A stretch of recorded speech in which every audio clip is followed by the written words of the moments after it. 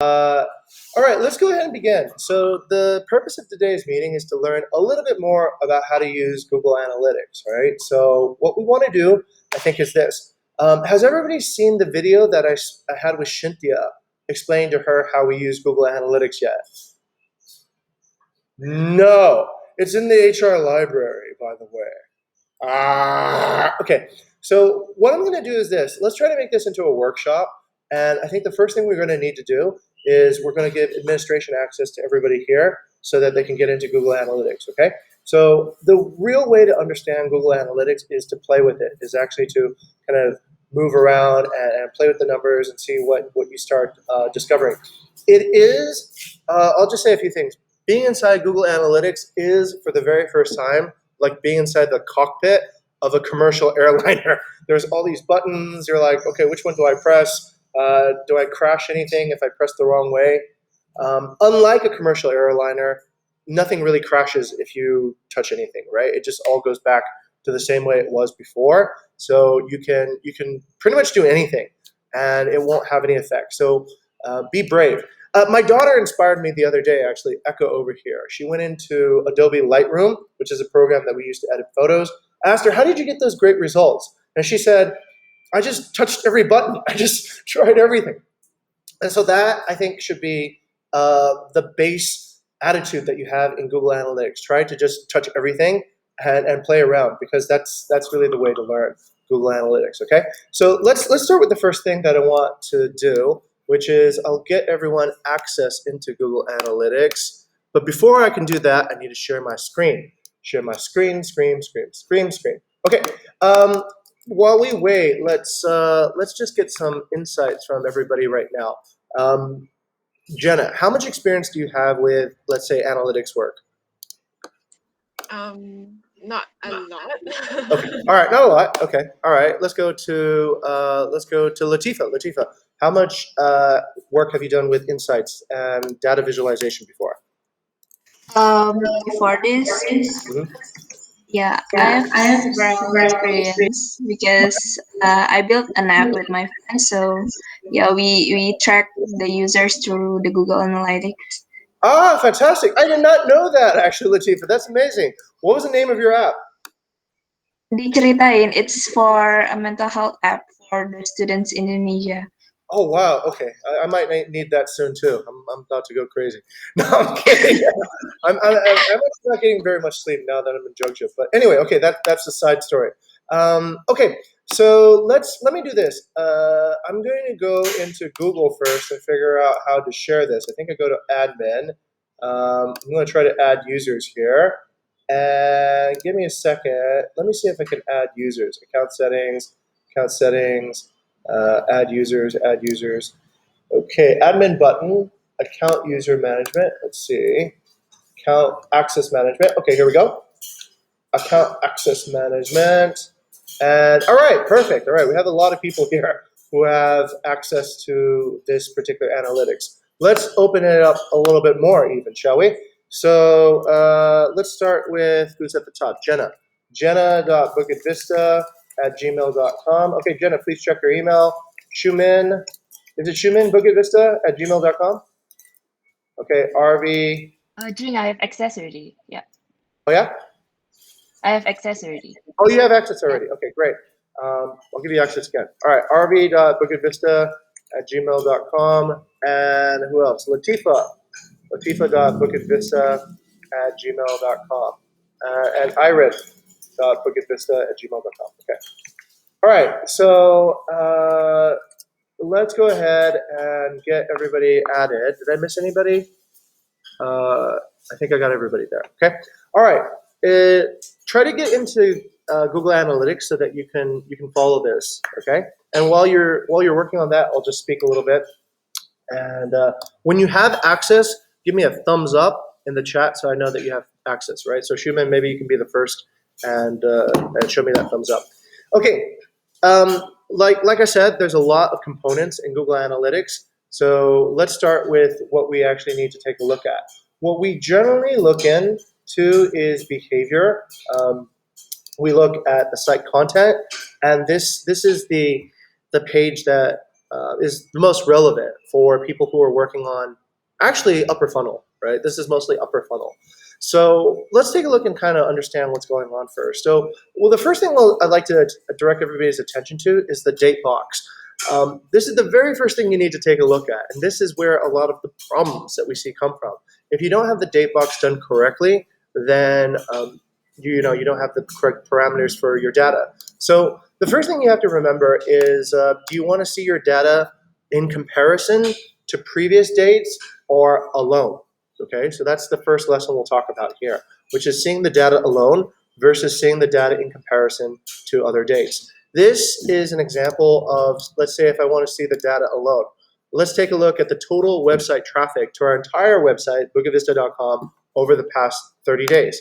Okay, so what will happen is you see this. So we do pretty good as a website. We get somewhere around 3,000 page views a day for our main site. That's every page in the entire website. You can see mainly here. Let's see what we can learn from this insight here. Let's go to Arvi. Arvi, what page on our website gets the majority of all the page views? Arvi, I can't hear you.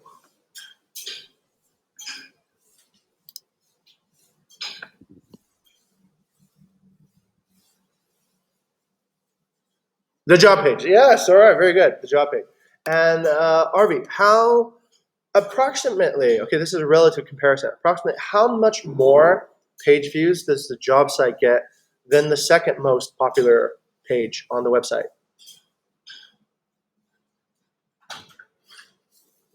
Sorry.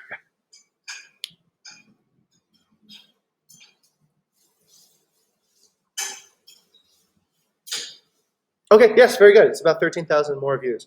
Okay, so let's be more focused now, right? So we don't need to, in terms of HR, we don't need to look at all the pages, of course. We just need to look at mostly the ones related to jobs. But let me just also bring everyone's attention here for a moment as well. Even with the job pages, we can see that there's different types of job pages, right? There's jobs, there's also the sub pages for data scientists, for data analysts, marketing interns, and some of these other sub-functions. But let's just go ahead and take a look at jobs, because that can be a good insight. So this is what we call drilling down. So we go deeper, which is our theme of the month. When we go deeper, now we just see the essential total traffic in the last 30 days from June 6th to July 5th of the entire jobs landing page, okay? So this, just to let everybody know, actually is this particular page.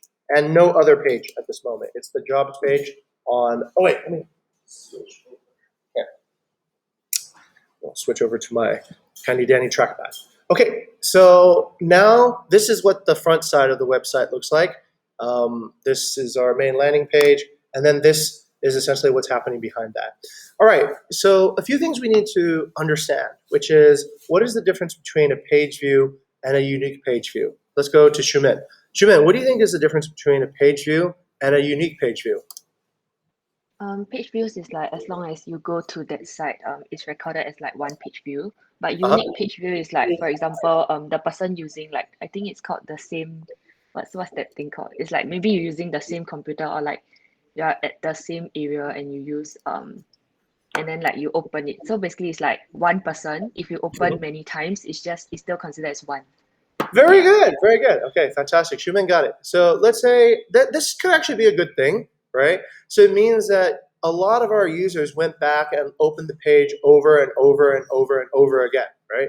So you could see on average, perhaps somebody opened between 5 to 6 times in terms of each user. So okay, that shows the difference between unique page views.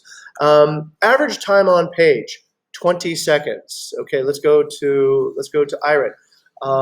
Generally, Iron, do we want more average time on page or less average time on page? We would like to get more average time on page. Okay. All right, so Iron says more. Let's go to Jenna. Jenna, what do you think? More as well. Okay, all right, let's keep on going. Let's go to Shumen. What do you think?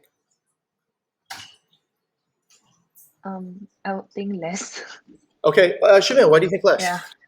Okay, because I think like this one is just the job landing page. What I want them is to apply. So Yes.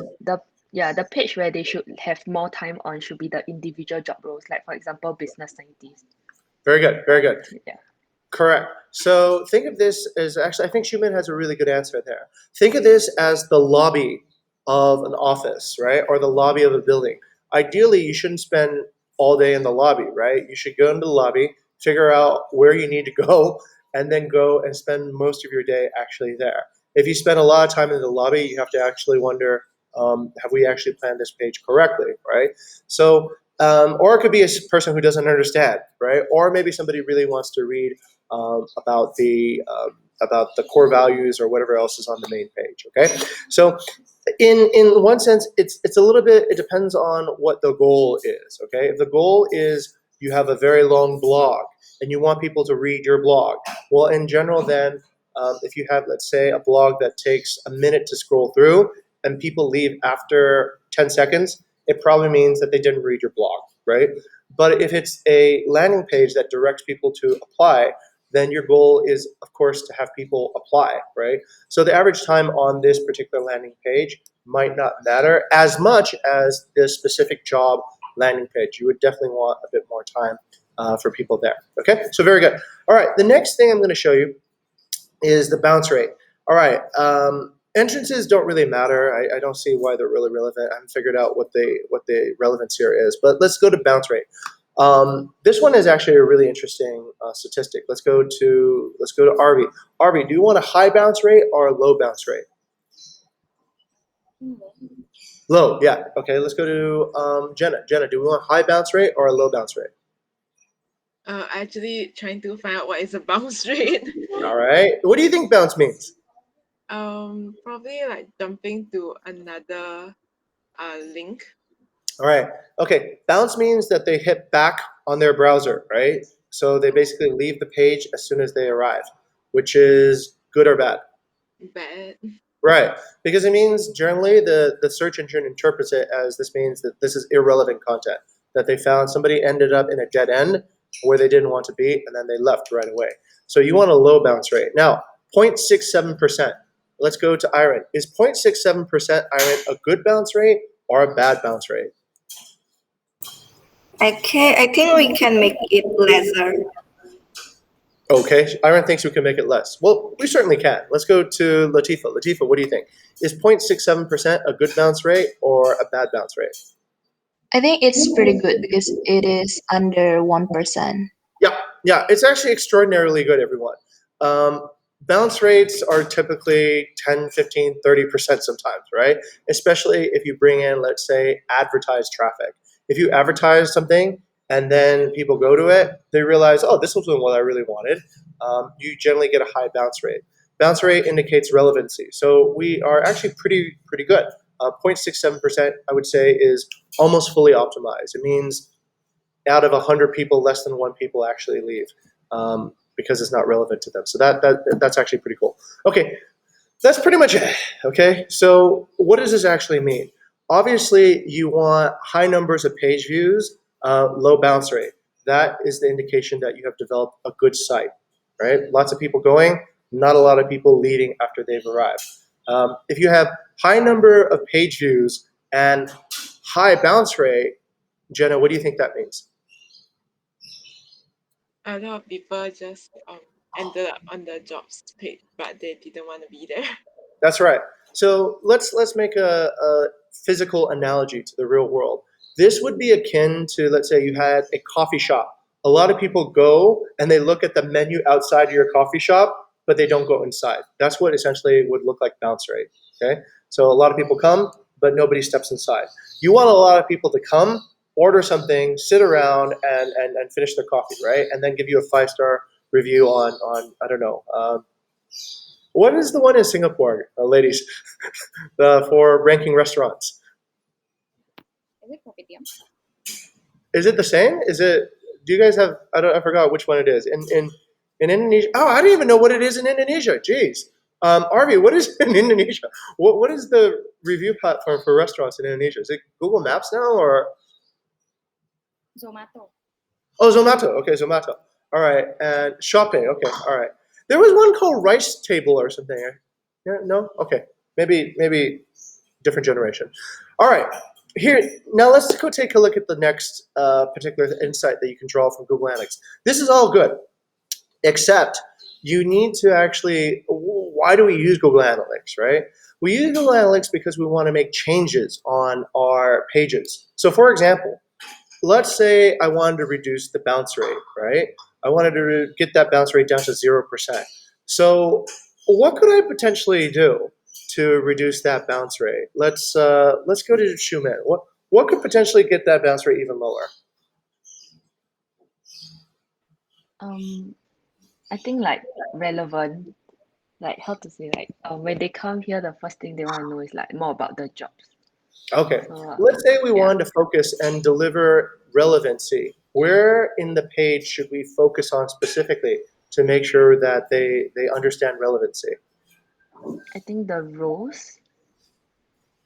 Okay, let's go over to Jenna. Jenna, where in the page would you focus on to, let's say, deliver relevancy, ensure that you don't have a high bounce rate? Probably like this part, like when you first open the page, then what you first see. Yeah, very good. All right, RV, I think you got it too as well. I know maybe, has anybody seen a newspaper before? Okay, so people know what a newspaper is. All right, has anybody ever bought a newspaper before? Not quite, RV, not quite there yet. Okay, let me give you an example and how it applies here. Back in the day when people had newspapers, when you'd go to the newspaper stand, newspapers are folded, right? They're kind of like long sheets, but they're folded like this way. They're folded and they would put important information above the fold, okay? So that's a key marketing term to know. What is above the fold actually mean? So the key information on above the fold are the headlines, biggest stories, and you can guarantee that everything on above the fold is something that would motivate you to buy the newspaper, right? And anything below the fold sitting on the other side of the newspaper is there to entice you to read more after you had been attracted to the information above the fold, okay? So if you look at any newspapers, they were generally folded, headlines all at the top, main story photos at the top, main story whatever, above the fold, and then the continuing information is below the fold. That is how people decide to read your newspaper. The same thing applies to websites. The fold is right here, across the bottom of this thing, where your screen is, okay? Unfortunately, not like newspapers, everyone might have a different fold now, right? So some people's fold might be here, some people might be a little bit different, but generally, let's say, this is why you need to study a few things in Google Ads. You need to study where your traffic is coming from, what device they're using, so you can actually estimate what's in the fold. This at the top is a good way to be, the top bar right here is an excellent design choice. That will always be above the fold, right? That will always fit above the fold. But generally, you're looking at something over here, okay?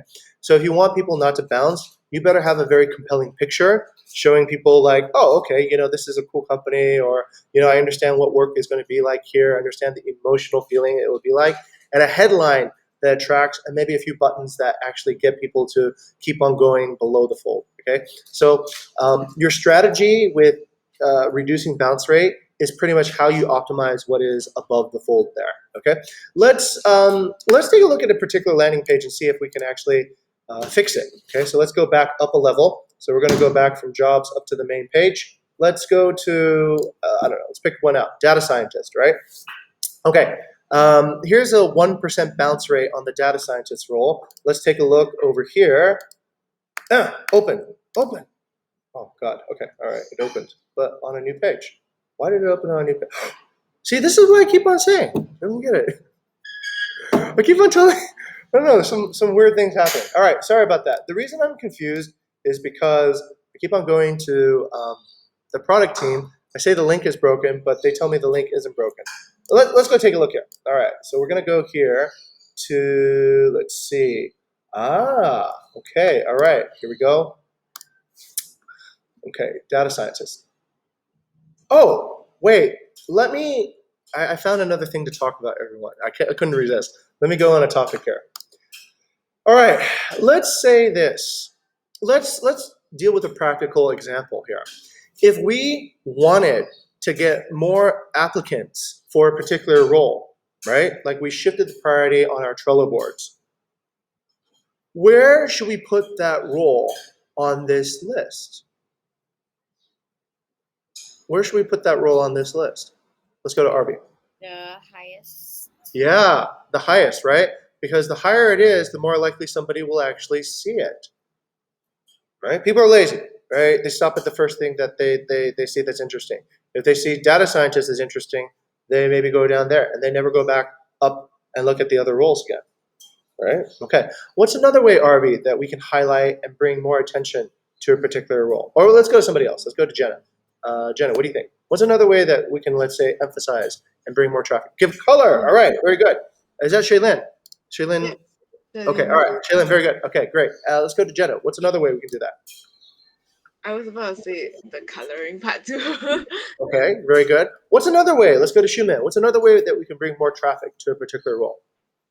I think we can have like a section above that, you know, like give them the click button to that role Very good. right away. Very good. Very good. You can even put that role above the fold, right? Like, hey, we are looking specifically right now, high priority hire, right? Put it above the fold, put a button to it, and then people are more likely to apply, right? Like right there. So positioning your elements on the site will allow you to understand whether or not to get a line share of the traffic, okay? So remember, you have a ton of traffic hitting the jobs page, but each sub-role gets a fraction of that, right? So you want to kind of like decide how you want to budget that resource of the overall traffic on the page. If you want to direct people towards a role that you want to hire for, then give it more emphasis. Definitely show off it more so that more people will be directed to it. Okay? All right, so that's a really interesting thing. Let's say we did that. Okay, let's say we went ahead and we changed. Let's see if we can find it. Actually, let's look around our content and see if we can find what we're looking for here. So I think right now we are looking for a HAR person, right? That's kind of urgent at the moment. So let's do this. All right, here's another tool that's pretty cool that you can use, definitely. Wait, let me connect my trackpad so I can zoom in and zoom out. Okay, so another interesting place on Google Analytics is you can adjust. This is one of the other little buttons in the cockpit. If you have a big screen, like I do, because I'm awesome, and I definitely emphasize using big screens and dual screens. I can't understand when people use a single screen. I just can't. If you have an option, use a second screen, okay? Anyway, this is why you want two screens, because you can then set 100 rows, right? And you can see all 100 rows, but you'd have to tilt your monitor vertical. Okay, anyways, I won't nerd out there. But this is how we see what is the overall traffic landing to all the pages, right? So let's do a search. Let's search for reservations. Reservation. Oh, that's surprising. There's almost no. Oh, okay. That's probably because I'm in the jobs section. Let's take a look and see how much traffic goes to the landing page for reservations. Okay. So I'm going to search for reservations. Okay, there we have it, right? Customer relations intern, 142 clicks. All right. Not nearly as much as product owner, right? Not nearly as much as data scientist, right? So, okay, let's take a look and see what we need to do. All right, so if we, what?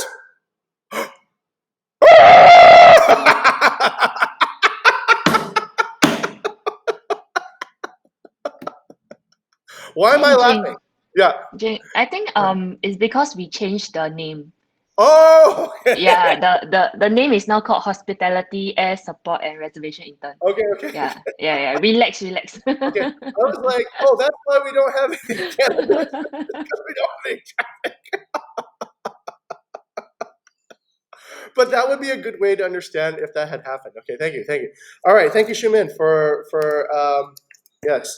So the takeaway there is always look at your analytics, because maybe the website went down and that could be a fundamental reason why you're not receiving any applications, right? Okay, let's take a look again and see what we have. So, okay, I have this big list. I'm going to look for hospitality. Okay, air support. Oh, good. All right, thank you very much. Okay, so let's go ahead and take a look and analyze this particular traffic to this particular landing page, okay? So yes, I can see we made a change, and that's probably why the traffic started picking up and the other traffic started slowing down. Uh-oh, wait, let's compare something. Let's compare something. All right. I have a hypothesis, okay? I have a hypothesis, and this is where you need to think like kind of proactively.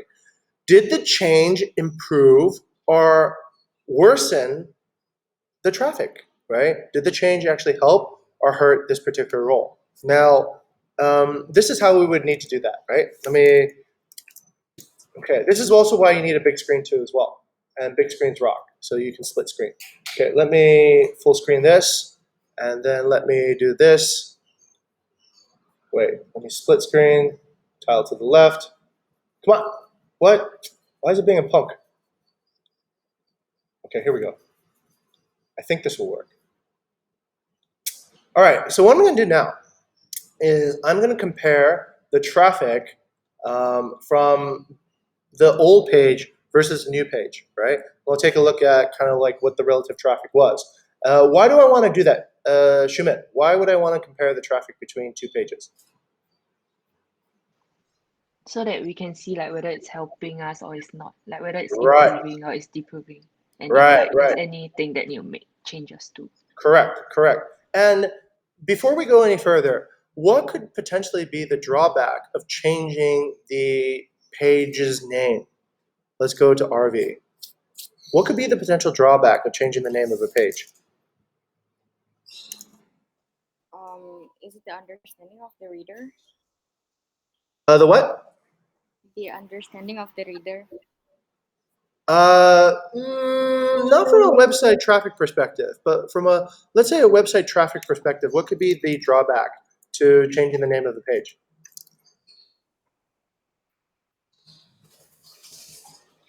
New average number.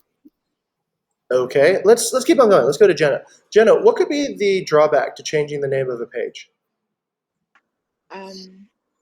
Yeah, people might not be familiar with the new name. Okay, what else? What else, Jenna? Like they will go back to the old link in a way. Okay. Anything else? No. Okay, let's go to Shumen. Shumen, what could potentially be the drawback to changing the name of a page?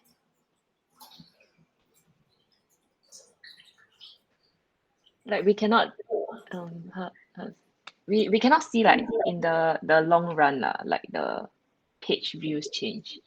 Okay. Unless we compare both. Okay. This might be the reason. The reason could be, okay, here we go. Let's bring this page up. Hospital air support reservation. What was the old name, Shimin? Customer reservations, I think. Okay, customer relations intern. All right, Yeah, let's take a look at that. Okay, all right, let's see. Let's do a comparison. Okay, so what we're going to take a look at is, I think June 12th was the day of the change, right? So let's take a look what was happening 30 days before June 12th, right? So let's say June 12th is here. Oh, okay, June 12th is, get me out of here. Get me out of here, Captain. Okay, 13th until the 12th. Okay, we'll apply here. And how many days have happened since June 12th? June 12th to June 6th. Okay, let's take a look. Interesting. Okay, so I'm going to set up. This is about. Sorry. I'm setting a side-by-side comparison, right? Okay, so June 12th until July 5th. Okay, that's the before, and I need to set an equal number of days. All right, I need somebody to do some math for me. 12 is 1, 2, 3 weeks. About 3 weeks and 2 days, right? Over on this side. And I need 3 weeks and 2 days on this side. So we go 1, 2, 3, and approximately here, I think, right? 1 week, 2 week, no, 3 weeks. Sorry if this is, okay, all right. Okay, that's interesting. So I'm comparing this, everyone. I'm comparing 3 weeks of traffic for HAR rules before the change and versus 3 weeks of traffic after the change, okay? One of the things about changing a particular page that you don't want to take down the page, everyone, right? And what you want to do is you want to keep the page, create a new page, okay? Keep the page, create a new page. And the reason you want to do that is because there might actually be some backlinks to the original URL, right? Some other people might actually be directing links to the original URL.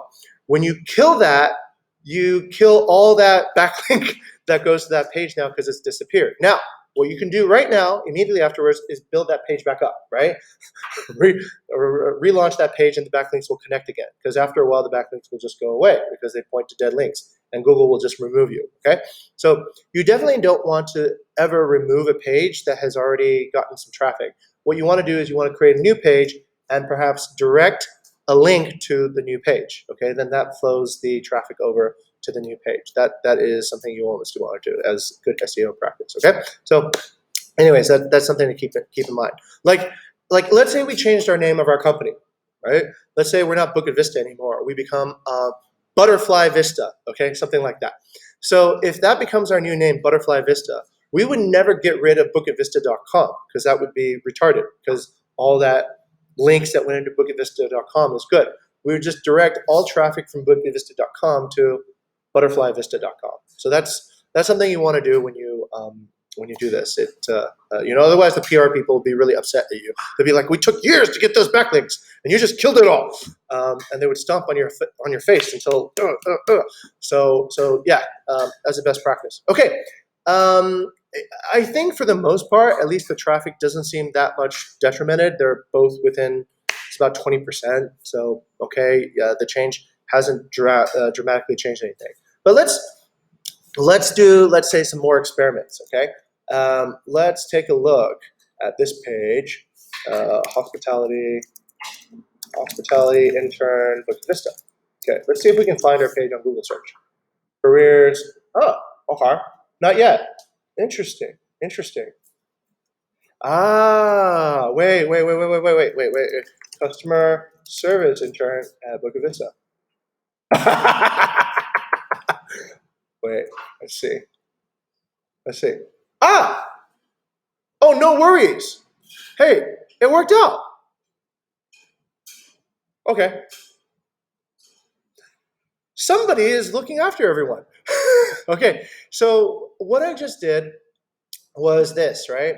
I'm looking for the new keywords that the new page is built on, right? Hospitality intern, Bukit Vista. And you can see that it's not ranked on Google at all, right? There's a page on careers, there's a remote intern selection, public relations intern, but no hospitality intern, right? But if I search for customer service, it's ranked as the number 2 result, okay? Which is actually pretty good, but it brings me to the hospitality thing. This is what you need to keep in track of when you think of SEO. So this page, using this particular URL, has already ranked on Google. That's why it directs me originally to that. But somehow it's changed to this. So, okay, all right, whatever. It works the way it does. So let's just keep it. Let's take a look and think of what we need to look at on the Google Analytics side. All right, let's see. Where's my bounce rate? Oh, okay. There we go. Let's go to Shumen. What should we improve immediately on this page?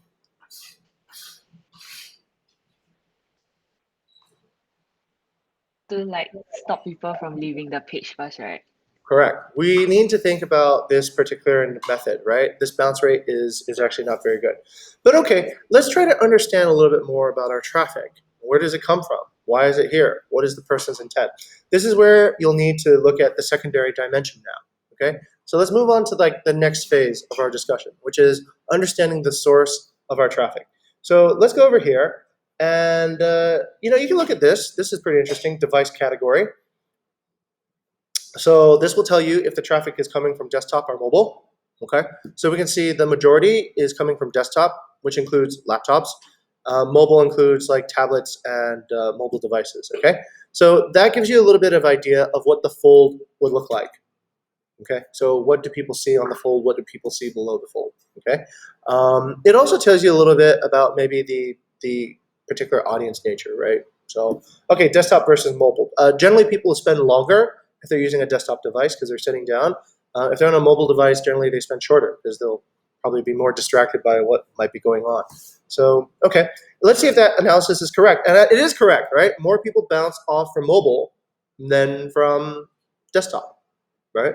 So we know already something about the mobile experience isn't as satisfying as the desktop experience, right? And it's probably because, all right, let's make a hypothesis here. I have my hypothesis. Let's go to Latifa. Latifa, why do you think people are bouncing from mobile a lot more, and what can we do to fix that? From mobile, yeah, I think because this is too long, like the customer relation, and then like yeah, this is too long title. Then Yeah. like when yeah, Okay. yeah, Too that's long. my hypothesis. Let's go to Iron. Why do you think people might be bouncing off on mobile based on this experience? Because they want to see, I think, the qualifications and also the benefits and also the apply button first, Okay. rather than the introductions. Right. Could be the introduction is too long, right?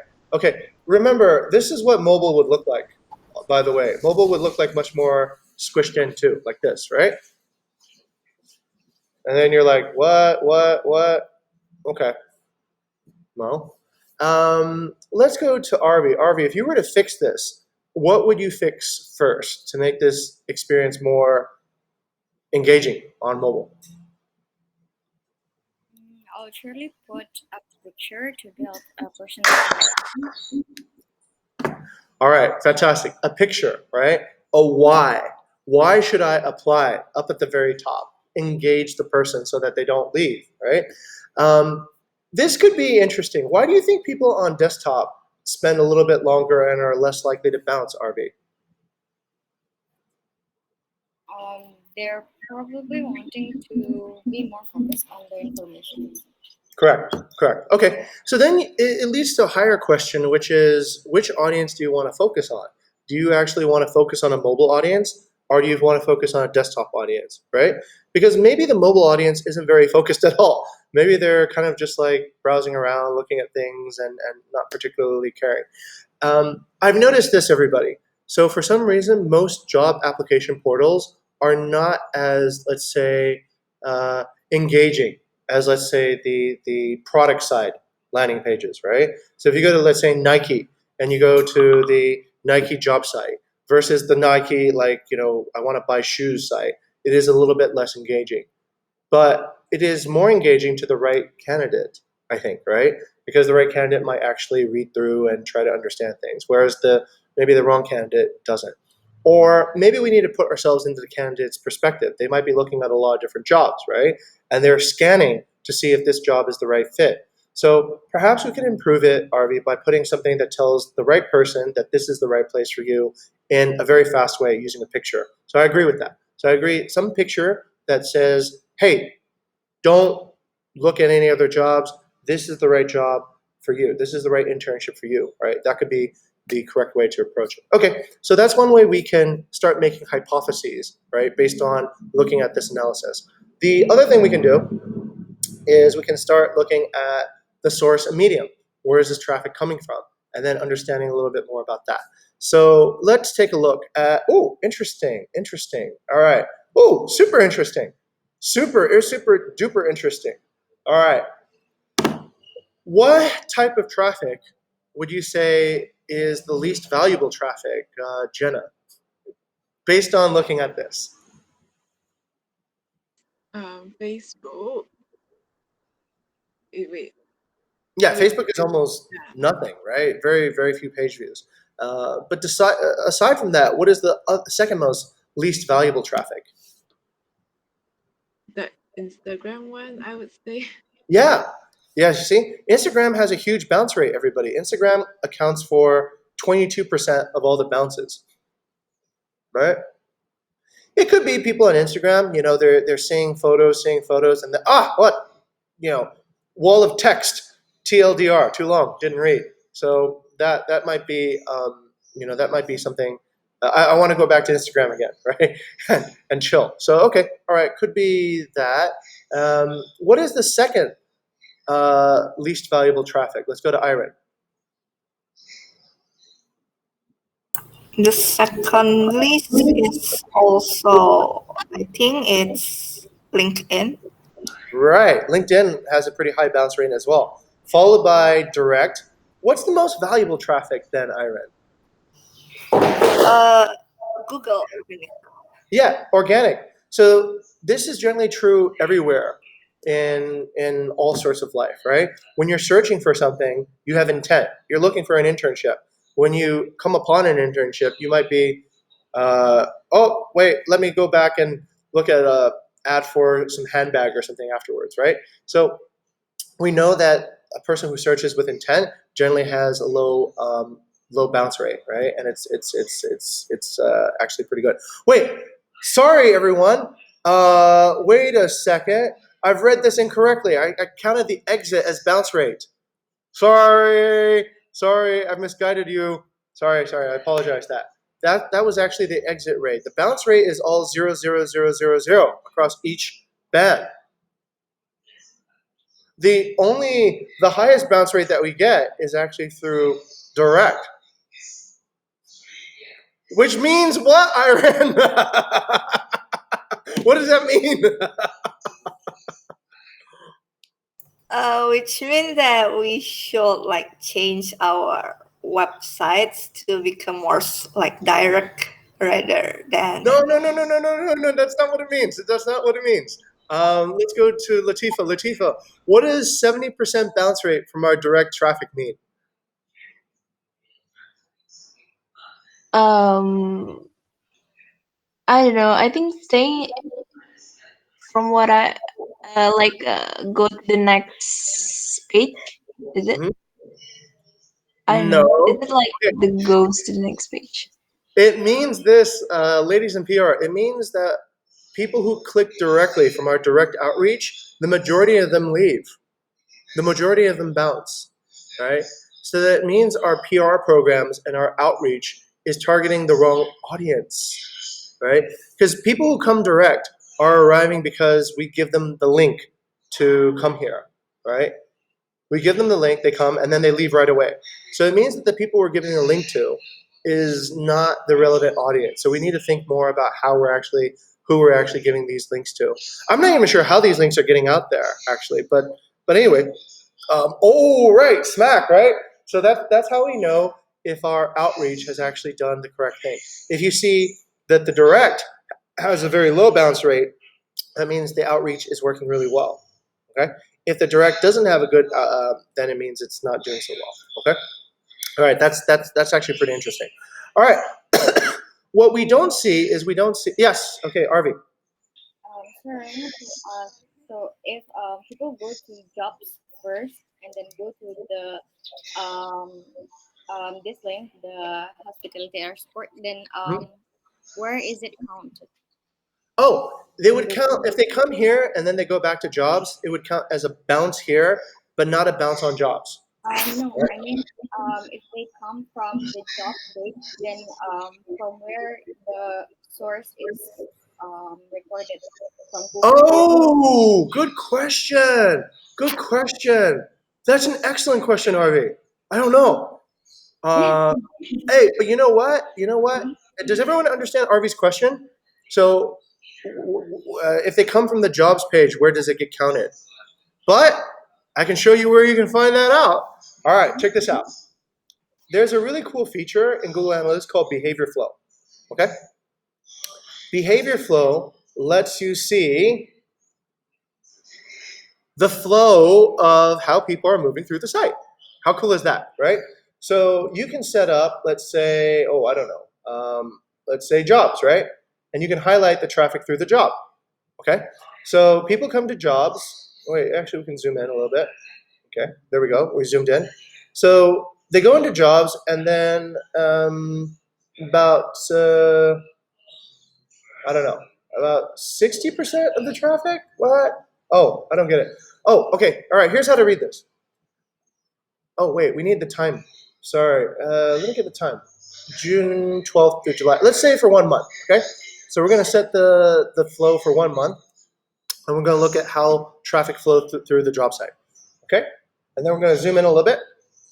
Okay. So we zoomed in. So in 1 month, from June 6th to July 5th, we had 2,500 people enter the job site. Okay. Out of that, 262 immediately went to About Us. 249 went to Manage My Property.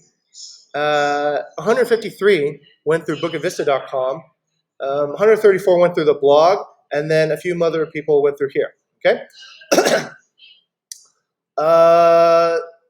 5% of the traffic went to data analyst. 5% of the traffic went into long-term rentals. 5.45 went to digital marketing intern. So you can see kind of like where the traffic flows from there, right? And you can keep on analyzing that if you want to look. But I don't know, actually. That's a good question. I don't know what Google Analytics tells us about if they came in through the job site. I guess that would be organic if they found us through organic. Oh, I guess that would go originally to the original source, RV. That's my hypothesis, right? So if they found the job site through Instagram, then it would just continue as Instagram all the way to the landing page, right? If they found the job site through Google and Yangzorge, then that would go all the way to the landing page. That's my best guess, right? Because that's essentially the source. Go all the way back to the root. Okay, does that make sense, everyone? Is that cool? Yeah? Understood? Okay. All right, the next thing I'd like to show you, the last thing I'd like to show you is this. So actually, I could keep on going all day long. If you guys want to hang out here and do Google Analytics, we can go until dawn. It's so much fun. You can understand almost everything. So let's look for reservation. Okay. All right. Let's look at this page again. Let's pretend something happens. Okay, Arvi. Let's pretend we discovered this problem about the bounce rate 2 weeks ago. Okay. So we discovered 2 weeks ago that there was something wrong with the bounce rate. We then created an experiment, Arvi. We then made a different, what? Where did it go? We then changed this page 2 weeks ago with a picture on it. Okay? So it has a picture on it 2 weeks ago. What would we do to see if that actually had fixed the bounce rate? Let's go to Latifa. Latifa, how would we then understand if Arvi's hypothesis had actually fixed the bounce rate that was happening on this page?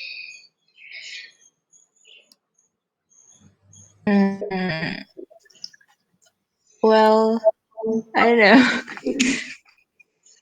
Okay, let's go to Jenna. Jenna, how would you set it up? How would you understand if, let's say, if we had made a change? Let's see when 2 weeks is, right? Let's be accurate. 2 weeks ago was let's see, calendar. 2 weeks ago was oh my God, I don't know how to use Google Calendar. I don't know how to use Google Calendar to zoom out. Okay, wait, we can see here. 2 weeks ago was June 22nd. Okay, so let's say June 22nd, we made a change on this particular page. How do we know if that change actually made an improvement on the bounce rate? Jenna, how would you set that up? I would change the date for the Google Analytics from Mhm. that date to today, and then I'll see the difference in bounce rate. Exactly. All right. So RV, if you had made that change, you would start measuring the results on this page from June 22nd until today. Okay? So that would be your first range. You would say June 22nd until today. Wait, sorry. June 22nd until today, that is the time I want to take a look at.